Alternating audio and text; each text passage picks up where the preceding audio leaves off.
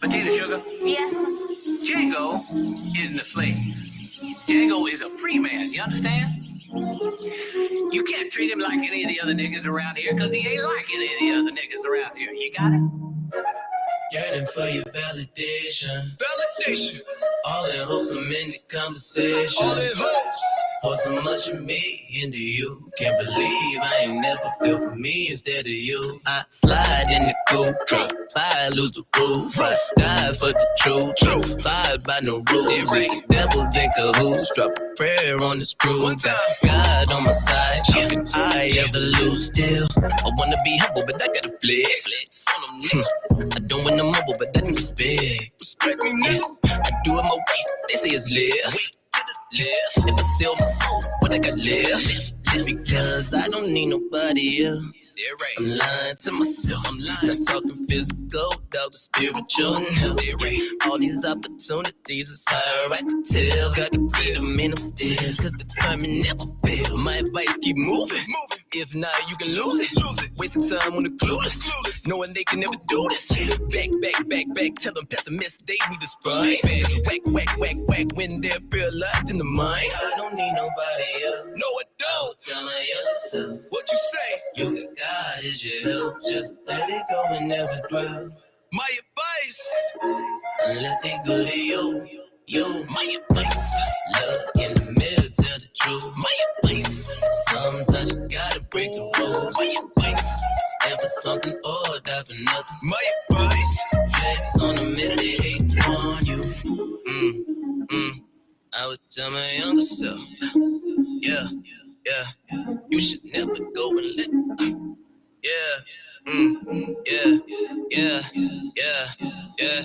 Hypothetical.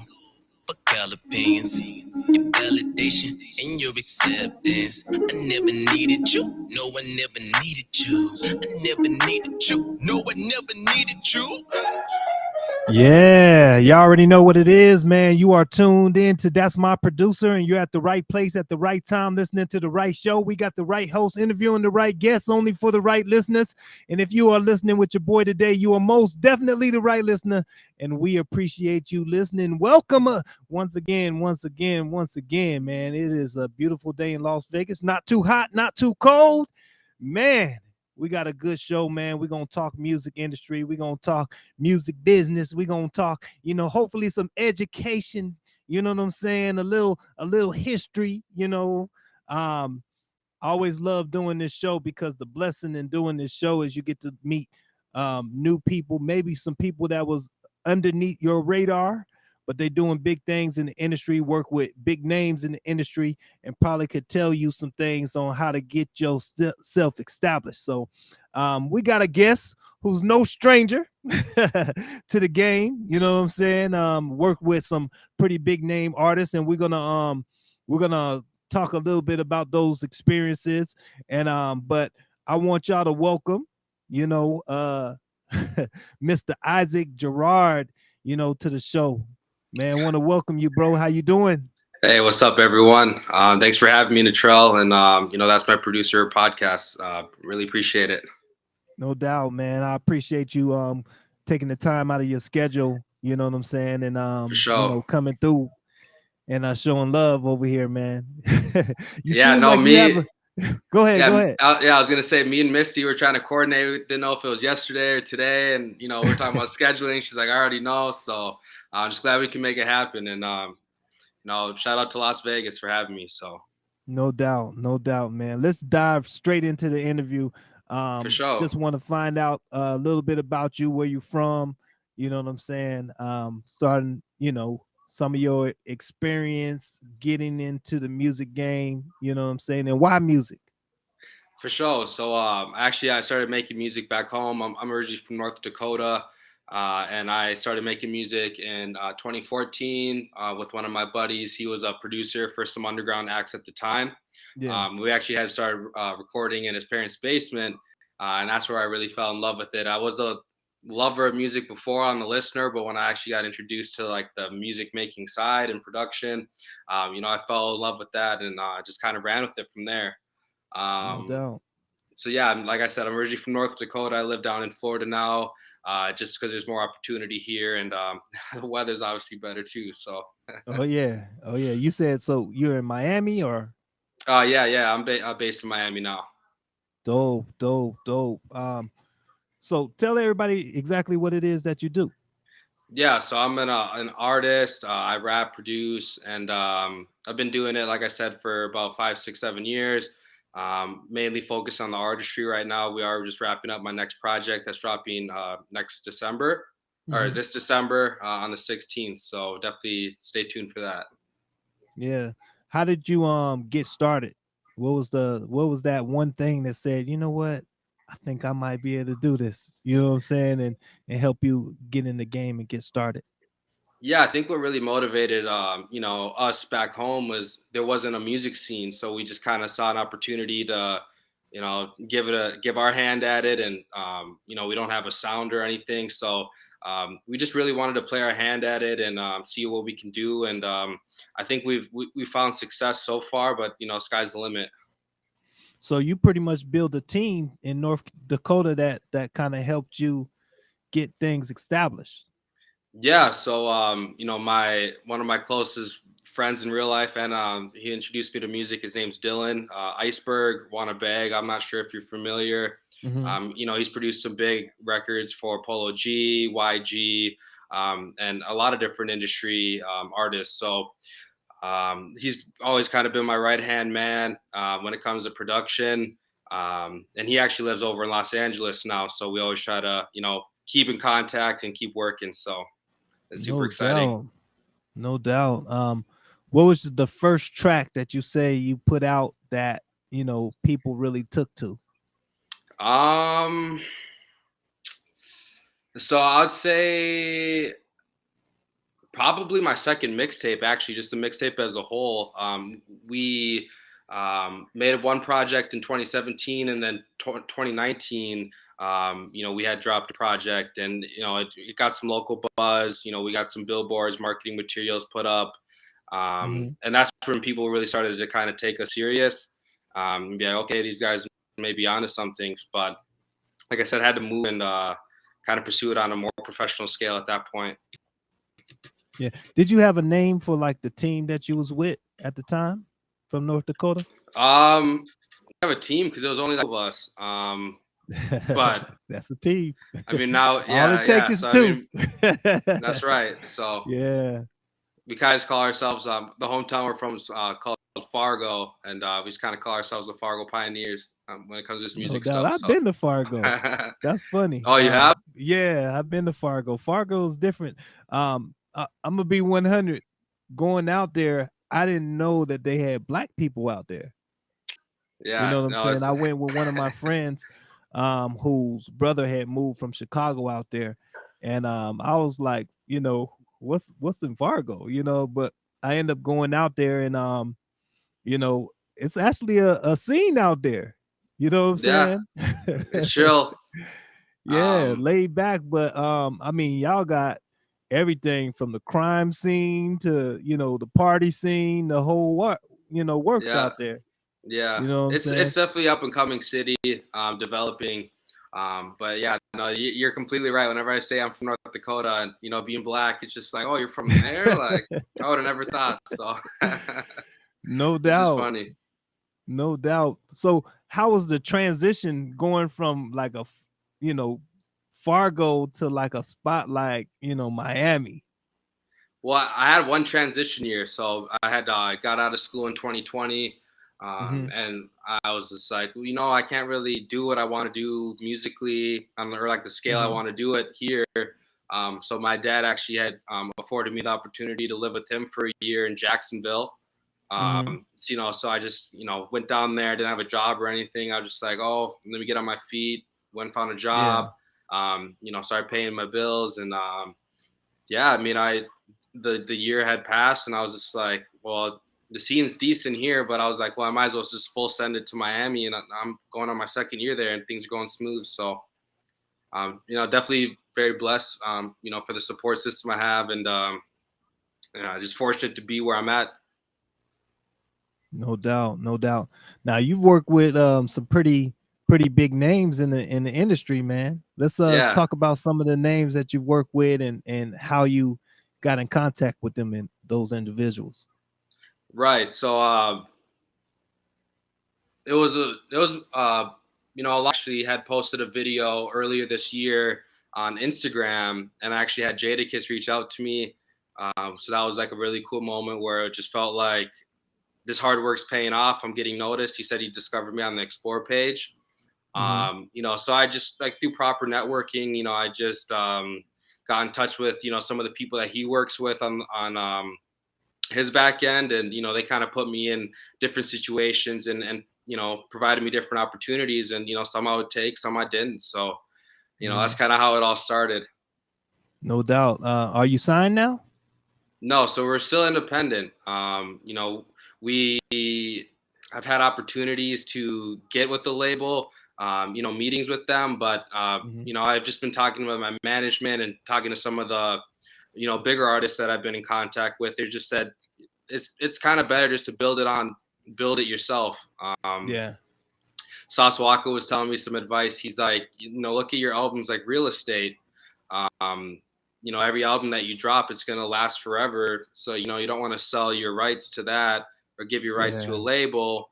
And now you're, getting pennies on the dollar when they're making the big bucks off your property. So definitely something that I've kept in mind. I'm not opposed to a major label.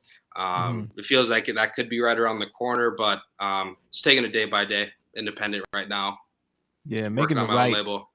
Making the right moves, because everybody, when you talk to artists now, everybody look at labels as like the bad guy. Like, oh no, I ain't signing. I'm going straight independent. Yep. And even though independent, if you have the right resources and the right money, to put into yourself, what I'm saying, the independent route can be the most lucrative. But having the right deal could be very lucrative too. It's just a matter of that. So how important would you say like social media was for you in order to get you noticed? I think it was very important. Back home, I would post videos, and it's like I'm just practically just promoting my music to the same people I went to high school with. There wasn't any opportunity. So when I actually got in a bigger city, and I'm in different locations where these bigger artists are, it definitely played a very important role in me getting discovered. And I don't think I'd be in the position I'm in without social media for sure. Yeah. And I feel like I could still put more work into it because it's just a never ending game, whether if it's TikTok or, Twitter or, whatever. So Instagram is my bread and butter. The guy that you said you came up with and helped you with the opportunities, do you still work with him? Yeah. So we were just on the phone the other day. We kind of talked about doing our own kind of label thing. So it's just been a work in progress. He's busy working on his projects. I'm been busy working on finishing up mine. So now that project's done, and we're definitely gonna get back to work, whether if it's on the music side or business side. He's like I said, he's like my dog in real life, just no doubt outside of music too. So I think it's a good thing when you can function and do business with your friends. You know what I'm saying? Because sometimes when you do business with friends, you ain't got to worry about watching your back and doing certain elements, worrying about somebody getting over on you. You know what I'm saying? Now sometimes this industry changes people too. Have you been through any experience with anybody kind of switched up or move difference? I'm very calculated with how I move, so like I usually feel pretty comfortable with the people that I work with. But it's just nature of the business. I might have paid someone for a beat, or I might have paid someone for help me with like promotion, and it may not work out, or I don't hear back from them. But I've just kind of learned like, you got to take L's to get wins, because it takes maybe one time, two times, three times of something working out to really take you to where you want to go. So I've definitely taken some L's. I think any big, any big artist or any position artist, my position on the come up, would say the same thing. They've taken L's too to kind of learn the industry. Yeah. Um, do you say on the independent level you've had to spend like, a lot of money to help you get to where you are now? Oh, for sure. I mean, whether if it's studio time or mixing and mastering, there's a lot of different stuff. Advertising. Uh, so that's yeah, it's definitely something that I've invested into, and I want to continue to invest in it. Because I think that's when you start to see the most results. I think a lot of Yeah, people think talent will take you far, but I quickly learned that it's the business that will get you in the door faster than absolutely. the talent. Because I mean, there's a lot of talented people in the world, not even just in music, but in general, and they may not have the business savvy or the opportunities. So yeah, I'm just like I said, I'm fortunate. Yeah. I always tell people, because sometimes, I hear people talking about how um like they don't feel like there's enough talent in the game anymore. And Hmm. they, people are like, I feel like I know a lot of artists that's way talented, way more talented than some of the people in the game.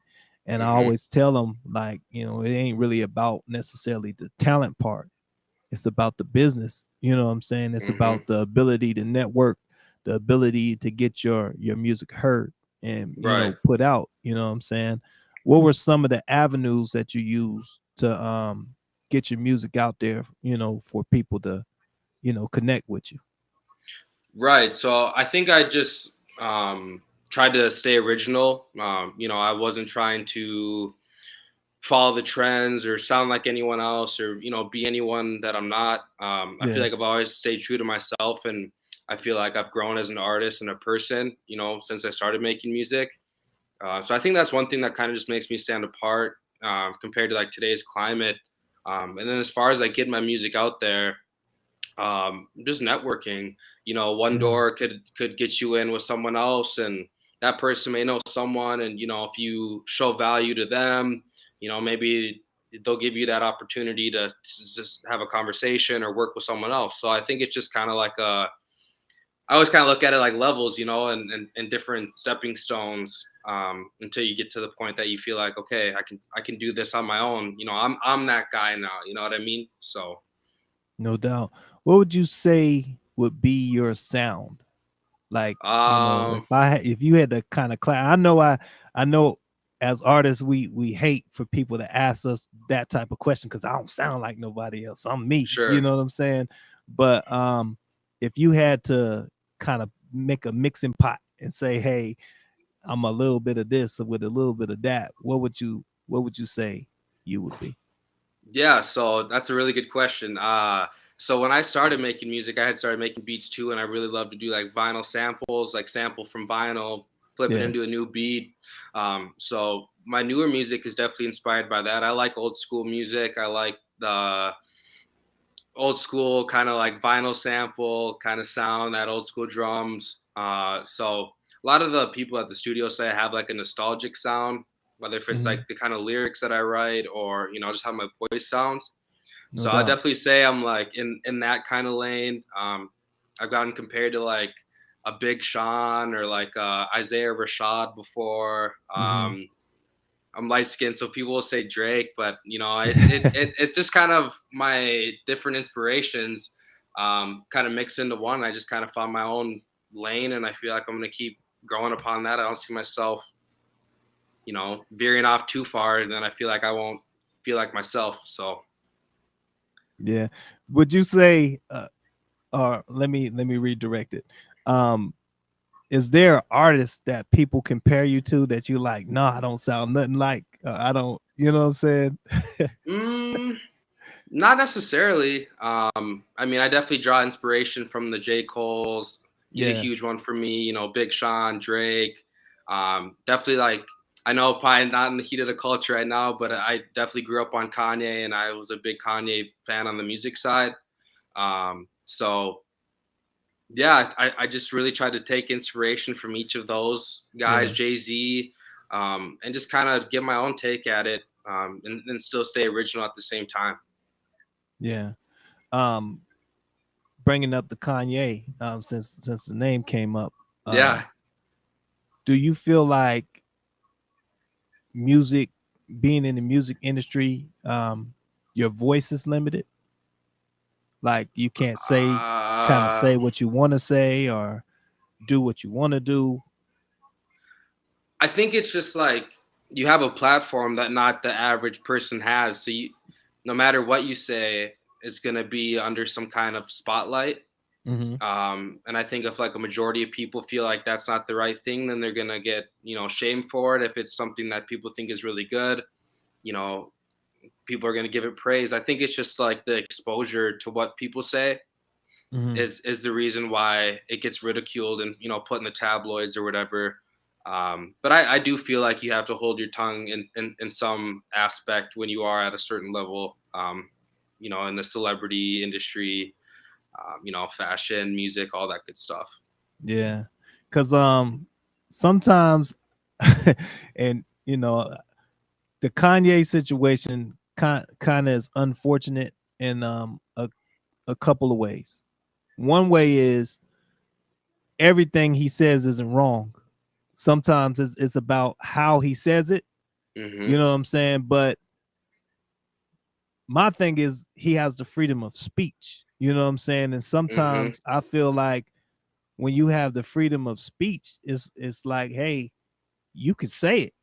Does that mean Hmm. everything gets canceled? That mean, like, if I go outside right now and I say XYZ and it offends somebody, does that mean that I can't have a bank account? Does that mean that you know what I'm saying? I feel Right. like some things are too far, you Hmm. know, and but coming back off of that, What it, um, well, I was go gonna ahead, go say, ahead. yeah, I was gonna say to your point. I think it's not always about what you say, but how you say it and the timing of when you say it. Yeah, I think that, like I said, when you get at a certain level, something might bother you, or you might, but I feel like sometimes you just have to keep it private or keep it to yourself, or else you might fall down that rabbit hole where you might say one little thing and it is just something that rubs a lot of people wrong, and you end up losing brand deals or yeah, endorsements or, different, business ventures. And that's just the nature of the business. I mean, nothing lasts forever. I mean, sad it was to go this way, but, you yeah. know, it is what it is. I feel like a lot of companies are gonna suffer too, though, because Oh, like look at Adidas. mhm, Adidas lost over like 200 million. You know what I'm saying? mhm. When they got rid of Kanye, and that's in the past couple of weeks. That's a lot of money to That is a lose. lot of money. Yeah. Now they're cutting their employees and stuff like that, and so all because they wanted to be a part of the cancel culture. And Sure. I feel like we got to get to a point as adults that we don't take every word from artists or actors or famous people, you know what I'm saying, Mhm, and allow that to be like our god or our final word, you know what I'm saying? mhm, Because people shouldn't get canceled just for their opinion. mhm. You know what I'm saying? That's just my thought. You know what I'm saying? Um, how do you keep yourself in a position where you don't get in like that type of trouble? Um, well, I'd say I just keep my life pretty private. If I'm not talking about music or if I'm not like traveling or something, I usually keep pretty close, opinions on different things. I might talk with like my dad or something like that about it. But yeah, I mean, I definitely think that, I mean, my platform's not like a Kanye's, but I feel like people may be inspired by my journey or, look up Yeah, to me in some regards. So I feel like even at my level, I feel like I still want to lead by example and always try to steer people the right direction. absolutely, absolutely. So let's go into the studio with you. You know what I'm For saying? sure. For sure. Since we can't have cameras and everything in the studio, let's talk about what is a session like with you, bro? Oh yeah, man, we got a process. So usually I'll have like, or I mean, he's always there. My engineer's name is Mixed by Narco. We actually had Mhm. met in Miami back in May, and we just instantly had chemistry in the studio. So he actually records and kind of heads all my sessions. Mhm. So the typical studio session will be usually like a 4 to 6 hour session. Yeah. I usually pull up with like some Crown Apple and Sprite. I don't know if you ever had that mix, but it That's actually, Mrs. Drink, a choice. yeah, yeah. So it's actually, yeah, it's Crown really Apple. good. Crown Apple, yeah. So we usually will pour up a couple glasses of that, and Mhm. I always try to come in with at least like a chorus, so we can at least build upon something. Yeah. We have my other bro. His name's Lewis. He's usually in the studio with us. He's a great studio personnel. He's a good writer as well. So we might collaborate on some songs here and there, and yeah, it's definitely kind of the same everything every time. We'll have the Crown Apple Sprite. We'll pull up some beats and kind of click through which ones, and whichever one I'm feeling, we'll pull up and try to get something to it. Nothing always comes about every studio session. Yeah. So when I hear people say like, "Oh, I went to the studio, I made 10 songs in 2 hours or something like that," I'm just like, I don't know how you guys do it. Like I might go in there for 4 hours and I might think a half a chorus, you know what I mean? Yeah. And that's just the kind of day it was. But um, I don't. I think I've been doing this for so long. I don't feel like I need to rush or, make 100 songs in a week or anything like that. I Yeah. feel like I'm definitely on the quality over quantity tip. No, I feel that. I feel that. So, sometimes you would say the studio would be the place that you also write in. Yeah, we'll write in the Yeah. studio. I like to come in with an idea at least, and we Mhm. can build upon it. Because like I said, I mean, these guys have been my in-house personnel ever since I moved to Miami. So it's Yeah. just like a team effort at this point, which I do like. Sometimes we may butt heads a little bit in an idea here and there, but it's never anything like serious. We might just move on, or I'll be like, "Ah, I don't really like that." But yeah, it's a cool process for sure. I'm very fortunate to find the people I did. No doubt. Are you one that kind of sticks to, one producer, or do you look up beats? I know like some of the beat sites and stuff like that. Do you ever surf through the beat sites and grab Yeah, stuff? so the main producers from my next project, actually a majority of them came from me just surfing through BeatStars. Oh, dope. Yeah, so I'm a very big believer in BeatStars. There's a lot of talented people on there. I'm not necessarily like I need to work with this producer because of the name.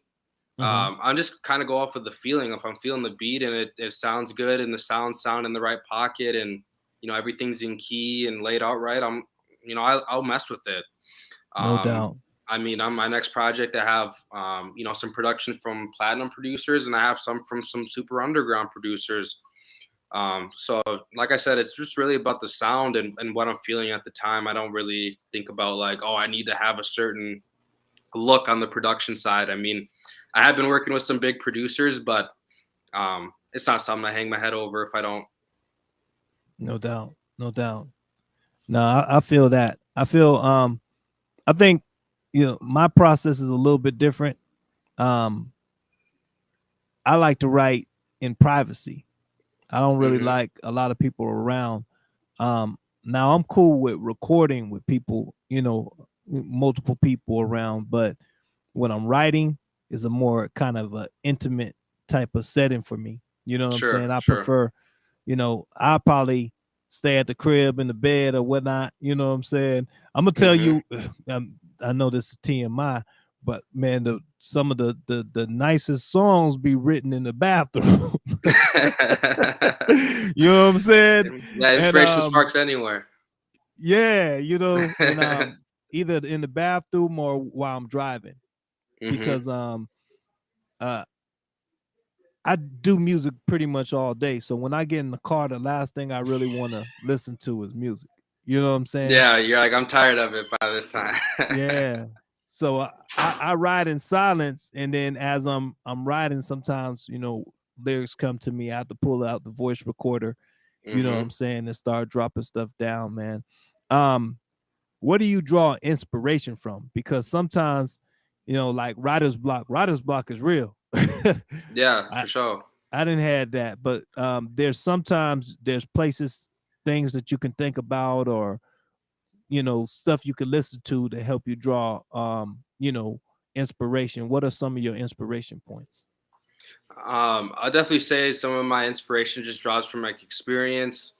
Yeah. Like lately, like the last few sessions I've had in the studio, I've been coming up with some concepts, but it's nothing like, oh, I love this. You know what I mean? Like it just Yeah. feels like I need that inspiration to really make something that I like, or something that's very has feeling behind it or passion. So I'd definitely say like Amazing. experiences. I'd say I'm a very like observant person, and I just try to capture what I see, whether if it's day to day or just like one Mhm. off experience. I try to kind of blend that in and try to make something relatable. I think that's kind of like my biggest thing and inspiration is to be myself, but at the same time relatable. That if it just came on like a radio or a Spotify playlist, you could be like, oh, I can relate to something like that, you know? Yeah. So yeah. Yeah. I want to go back to the promotional part. We talked a little bit earlier about, you know, having to spend money, you know, on different avenues of music, you know, studio Hmm. being one, you know, beats and different elements. But you also mentioned advertisement. Um, are there like some specific points of advertisement that you know, spent money to help you get to that place? Yeah, so I mean, I have like a team. Actually, I have like a full team now that does like my music marketing. Uh-huh. So they do like my Instagram ads, my YouTube, TikToks. We're working on Spotify playlists. And then through the connections I made through Kiss, or I had conversations with Neo. There was different opportunities that arose where I could kind of work on some cool promotion stuff with them. So I just kind of took it and tried to get as much publicity as I can, and it just kind of kept building from there and seeing what works. And if something doesn't work, then we kind of pull back on that and kind of focus more on what is working. So yeah, that's kind of how we've done it. Yeah. What would you say would be your average budget? Like, you know what I'm saying, on the independent scale. You mean like per song or per Yeah. project? Song. Mm, so I mean, like studio time, I'd say it probably costs around, I don't know, anywhere like $1,000, $2,000 to make a song from start to finish. I mean, whether if it's studio time, paying the engineers, paying for the beat. I always make sure that my producers are paid. I've never just been like the type to take a YouTube beat and just use it and not pay or credit the producer. I always kind of work in hand with each producer I work with, just because I feel like it just will take you further, working the Yeah. process right. And yeah, I'd say probably make $1,000, $2,000 on us, maybe on one song, No give or doubt, take. no doubt. And then on the advertisements, what would you say you spend? It really depends. I mean, like for my marketing team, like it's really up to me. Whatever I can budget that month, we'll put in a budget in place for that. Um, but I do a lot of different things. So I know a lot of different kind of people, and they show love, and I try to help them out back in return. So Yeah. Do you think radio is necessary now for promotion? well, that's funny you asked that. So we were talking about that last week in a meeting, and they were saying, if you really want to break a record on radio, you're talking hundreds of thousands of dollars. I'm just like, well, Yeah. obviously that's not doable. So I did do like a radio campaign early in the summer, just kind of for the experience, kind of learn how radio works, how they spin your record, how many times they spin your record, doing an interview in a radio station. I didn't really get like the return on investment I was looking for. I think the experience is going to be worth it in the long term, though. It's not like I regret it in any means, but yeah, I think radio is something that it's like a whole nother, beast in itself. Yeah, no doubt, no doubt. So you wouldn't suggest like up and coming artists to focus on trying to get their music like on the radio per se? If you know someone at a radio station, I would definitely, if you have an in where they'll spin your record at, the slowest times of the hour just to get it some airplay, I would say go all for that. But when it comes to like coming way out of pocket for radio, I think you can invest that into yourself more, whether if it's music videos or Spotify playlisting, something a little bit more with the times, because I think once you start to generate buzz, the radios and blogs and stuff will start to pick you up. I mean, I'm not even there yet where like radio stations just playing my stuff, or blogs are just picking me up out of nowhere. I still have to network and try to get my foot in the door there. So it's just an ongoing process. No doubt, no doubt, no doubt. So you got like a specific producer that you work with, and then you pull from like beat stars and different other things. Yep. Do you produce at all? Yeah. So I haven't really had the time to sit down and make a lot of beats. I do work with some good, or some other producers. Like I'll send them like my samples that I've made, and let them kind of fiddle around with it. And actually, one of my bros back home, he wants to make a project and he wants me to produce it all for him. So I'm sure I'm going to be working on that probably at the start of next year, once I have a little bit more time. Wow. Okay. What would you say is your software of choice? When it comes to making beats, I definitely prefer FL Studio. No doubt. I think it's just like the most user friendly. It's something that you can pick up and kind of learn over maybe 3-6 months. And then when it comes to recording, definitely Pro Tools. I didn't even use Pro Tools until like about a year ago. I used to record like Logic or even like FL Studio, but once my bros put me on to Pro Tools at the studio, I was like, yeah, this is how it's done. So. No doubt. I actually went from Pro Tools to Logic. Oh, for recording?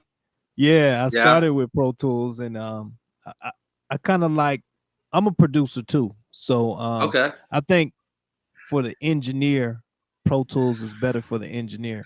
But I agree. For the engineer producer, I like Logic better because I'd agree with that. I don't really like producing in Pro Tools. It's not like drag and drop. It's so technical. You know what I mean? Yeah. But mixing wise, like, oh yeah, I love mixing in Pro Tools. But yeah, the whole trying to produce and pull up, sound banks and instruments. Yeah, that's a lot. And sequencing and all that stuff. Yeah. I feel like, I think that's the only element that they're kind of behind on. You know what I'm saying? I feel like they're ahead of the game and everything else, but when it comes to the sequencing and pulling up, virtual instruments and stuff like that, VSTs and stuff. Yeah, I feel like they're behind. But as far as the quality of mixing and mastering, I don't think any other software compares. And that's what's funny is I feel like each software has its own thing that makes it unique. Yeah. And if they all just came together and made one, it would just be like the best thing on the world. So I feel like depending on where you start determines how you can move. Like, so for me, I started with Pro Tools, engineering on Pro Tools and producing on Reason. Now Reason is set up like a lot different because it's set up more like for musicians. You know what I'm saying? You got the rack mount and you got to pull different racks and all this other stuff. And but I didn't really like doing the two software thing. So when I switched over to Logic, I liked the element that I could move, on both sides. So trying FL Studios was like a whole nother world to me. You know what I'm saying? FL Studio, I like the sounds and to me, FL Studio have one of the best sound banks that you could probably mess with, you know. But for me, it was just kind of hard to maneuver because I'm used to like the Pro Tools. I'm used to like the Logic. You know what I'm saying? It's a lot of software like Ableton. Ableton is totally different from everything. Right. So Yeah. it's That's a like, whole nother beast. yeah, I think it's closer to FL Studios than Logic and Pro Logic. Tools are. Yeah. But yeah, I find once you find your niche and you find what works for you, then you stick with that and you know, become your own beast in your own right. You know what I'm saying? If there was any advice that you could give up and coming artists, what would you say to them? That's a really good question. I would say number one, always be yourself. I think a lot of people get blinded by wanting to have this big big jewelry and big house and luxury cars and being with a bunch of women and stuff, and that's cool. It's a certain lifestyle, and if you are custom and that's who you are, then I get it. But I don't think you should ever sacrifice like your personal morals or values to kind of fit in with like the stigma of a rapper or music producer. I think that's first and foremost. Yeah. um Second is just stick with it.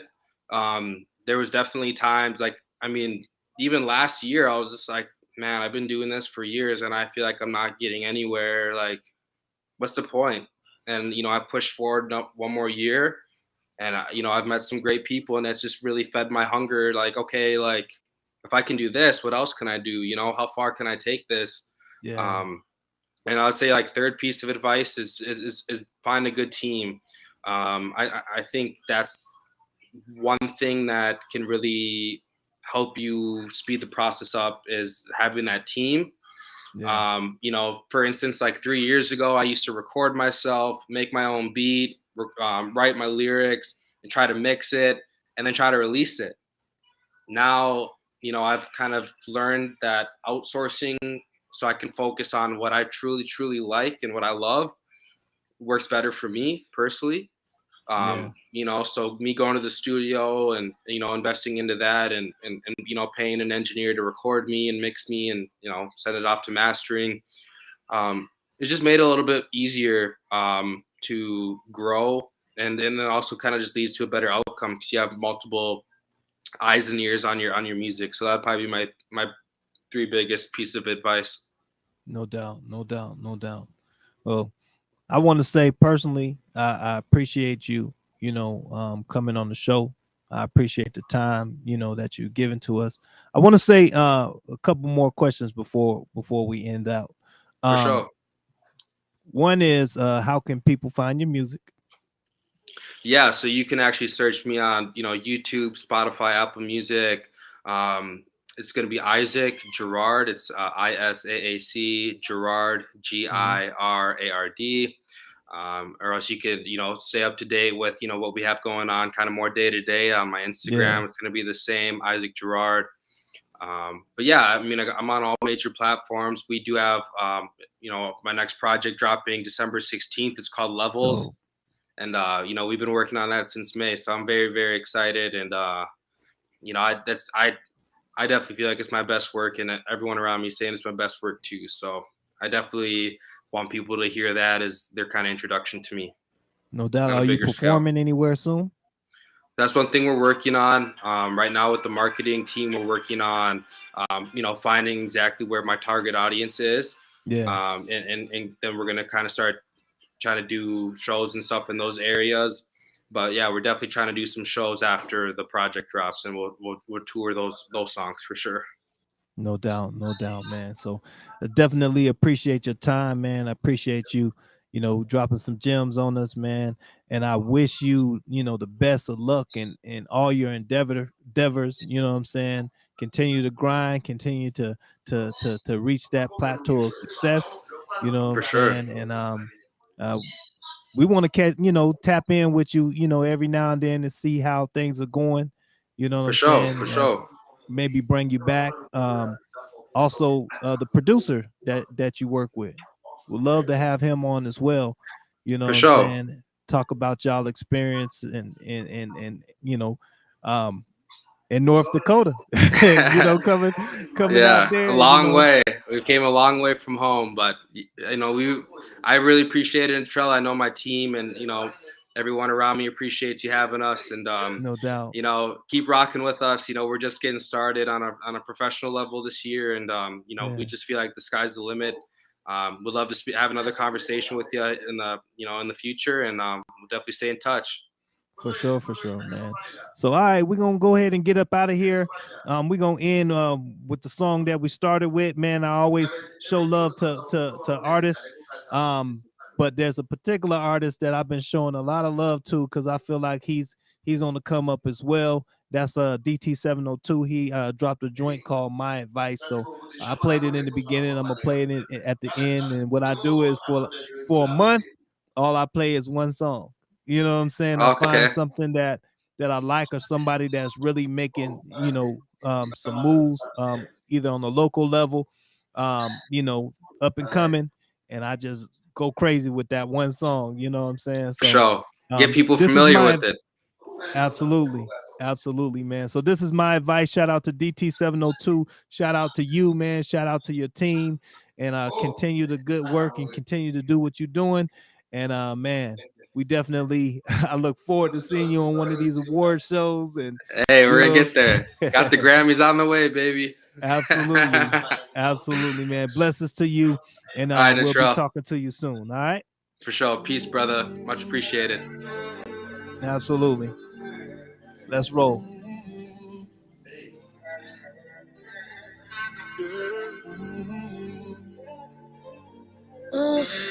Yeah, keep talking dirty to my mind.